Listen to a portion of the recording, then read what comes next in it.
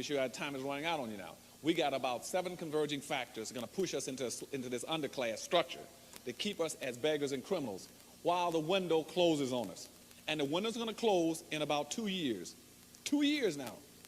I'm not saying 20, you're not hearing me saying 50, you don't hear me saying 80 years from now. I'm saying 2 years from now, you're through as a race in America.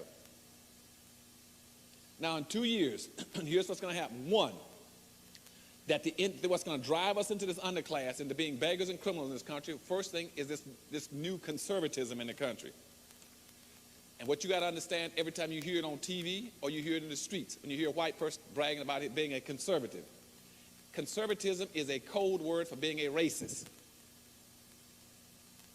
That's all it is. It is now a polite way of telling a black person that he's a racist, which means I believe in maintaining that power, wealth relationship over black folk.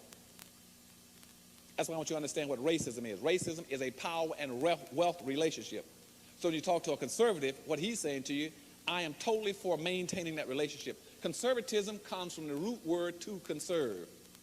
To conserve means to hold on to what you've got. Or as my mother used to say in her 5th grade education, that you who ain't got ain't going to get. That's what conservatism means. So when a white person starts talking about he's a conservative, what he's saying is that whatever the relationship is between whites and blacks, I want it maintained. I want to maintain the status quo. I want no changes. I don't want anything to bip, bop, or move.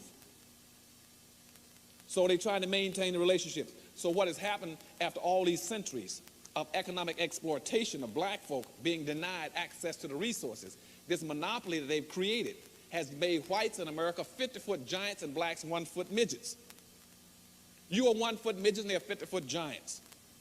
And what they're talking about in conservatism is making sure that relationship stays exactly like it is.